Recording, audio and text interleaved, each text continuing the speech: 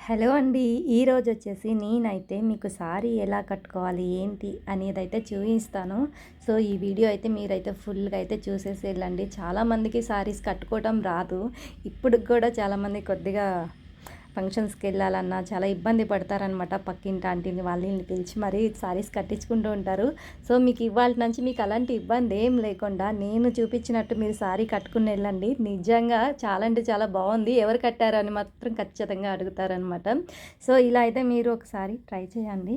ఇప్పుడు నేను ఎలా కడుతున్నాను ఏంటి అనేదైతే చూద్దాం ఒకసారి.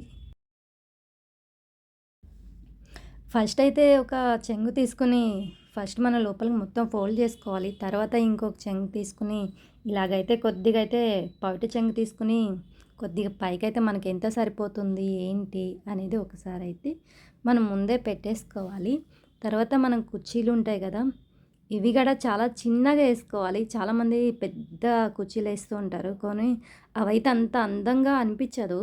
నేనైతే చాలా చిన్న చిన్నగా అయితే కుర్చీలు పోసుకుంటాననమాట. చాలా బాగుంటుంది ఇలా.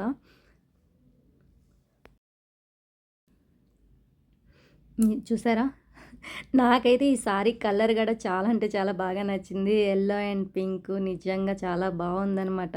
ఇట్లాగా కుర్చీలు పోసుకున్న తర్వాత మళ్ళీ మనం ఒకసారి ఎన్నొచ్చినాయి ఏంటి అనేది ఒకసారి మంచిగా సరి చేసుకొని దానికైతే ఒకసారి అయితే ఒక పిన్ అయితే పెట్టేద్దాము. అవి అటు ఇటు ఎటు ఎళ్ళిపోకుండా.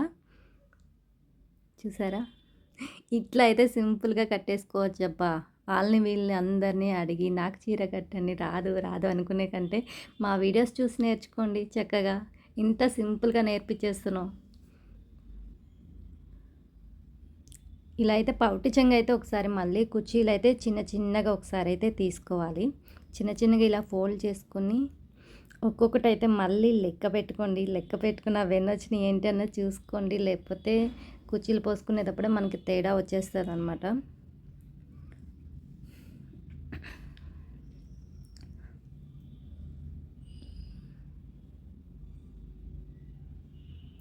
చూసారా? నీట్‌గా ఇక్కడే మనకి మొత్తం ఉంటుంది. కుర్చీల్లోనే కొద్దిగా చీర కొద్దిగా అందంగా కనిపిస్తుంది. ఇక్కడ పాడైంది అంటే గనక మళ్ళీ మనం చీరప్ప తీసుకొని అయితే కట్టుకోవాల్సొస్తుందనమాట. సో, చూసారా నేనైతే ఎట్లా పెట్టాననేది. మళ్ళీ తర్వాత కొద్దిగా ఇట్లా పైకి చేసుకొని మీకు పౌటి చెంగు ఎంత సరిపోతుంది, ఏంటి అనేదైతే ఒకసారి చూసుకోండి. చూసుకున్న తర్వాత నేను ఇప్పుడు మళ్ళీ దీన్ని తీసి బ్యాక్ సైడ్ అయితే పెట్టేస్తున్నాను. మనం బ్యాక్ నుంచి ఇట్లా తీసుకురావాలి. చెంగుని బ్యాక్ సైడ్ నుంచి తీసుకొచ్చి ఒకసారి అయితే మళ్ళీ సరి చేసుకుందాం మనం.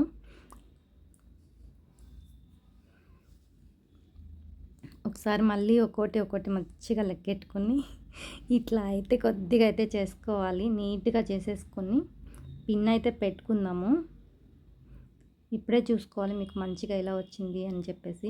ఇదైతే మన స్టైల్ అయితే కాదు. కాకపోతే మనం అప్పుడప్పుడు ఇలా కట్టుకుంటూ ఉంటాం కదా! ఫంక్షన్స్‌కెళ్ళినప్పుడు కూడా చాలా బావుంటుంది ఇలా కట్టుకుంటే.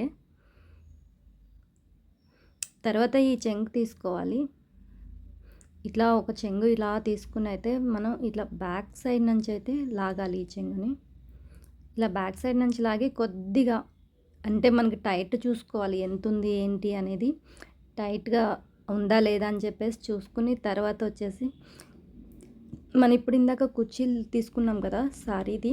సో, అక్కడైతే ఒక పిన్ అయితే పెట్టేసుకోవాలి. అవి ఇవి కలిపేసేసి ఇంకా అది మనం ఎంత లాగినా రాదనమాట. అయిపోయింది నా చీర కట్టుకోవడం. తర్వాత వచ్చేసి ఒకసారి మళ్ళీ చూసుకోండి ఎలా ఉంది ఏంటి అనేది. ఒకసారి అయితే లోపల ఒక చిన్నది చెంగు ఉంటుంది కదా! అది కూడా ఒకసారి లాగి ఇట్లా ఫోల్డ్ చేసి అయితే లోపలికి దోపుకోండి. ఇంకా సైడ్‌లు మొత్తం ఒకసారి మనకి వెళ్ళప్పుడు సరిపోయిందా లేదా అని మొత్తం ఒకసారి చూసుకొని ఇట్లా అయితే కట్టుకోండి. చాలా అంటే ఈజీగా అంటే ఈజీగా అయిపోతుంది. చాలా సింపుల్‌గా ఉంది కదా! సో, ఇది మాదైతే వీడియో. సబ్స్క్రైబ్ చేయండి, లైక్ చేయండి. ఇంకొక మంచి వీడియోతో అయితే చేస్తాను.